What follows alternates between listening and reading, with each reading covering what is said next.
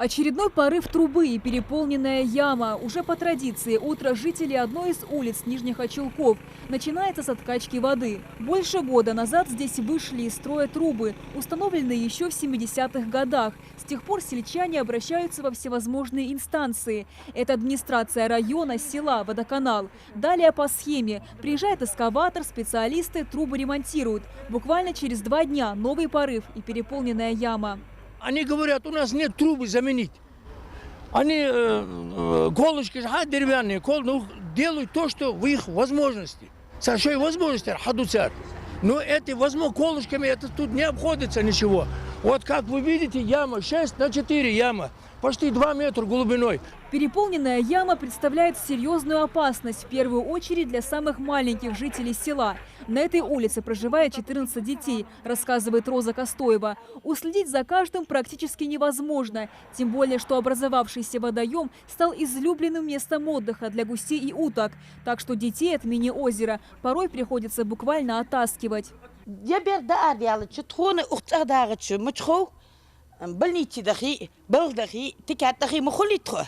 Береж ардо, церква бережде, дехква бережде, сондарик хичудвах, ско сбах абожи, ток ба абожи, абежас ток ярсиж алиги фадидизвах. Алхамдулилlah, тхбек бис.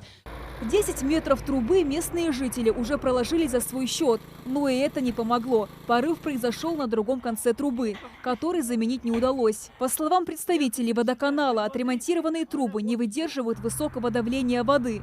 А если давать напор ниже, то сельчанам вода не будет поступать и вовсе. Менять нужно всю водопроводную систему. И заниматься этим должны местные власти, говорят в водоканале. Техника вот подошла от водоканала, техника вот, газель тоже от водоканала. А средства для того, чтобы менять трубы, это уже администрация района. Мы только ремонтируем. Представители администрации села не отрицают, трубы нужно менять. Но в бюджете на решение этой проблемы средства не заложены. Нам деньги на это не выделяют, трубы тоже не выделяют. Мы стараемся, чтобы решить этот вопрос своими силами. Мы заявку подаем каждый конец года, мы подаем заявку на следующий год. Все, бюджет 0. Обещали по линии Минсельхоза заменить вот эти трубы.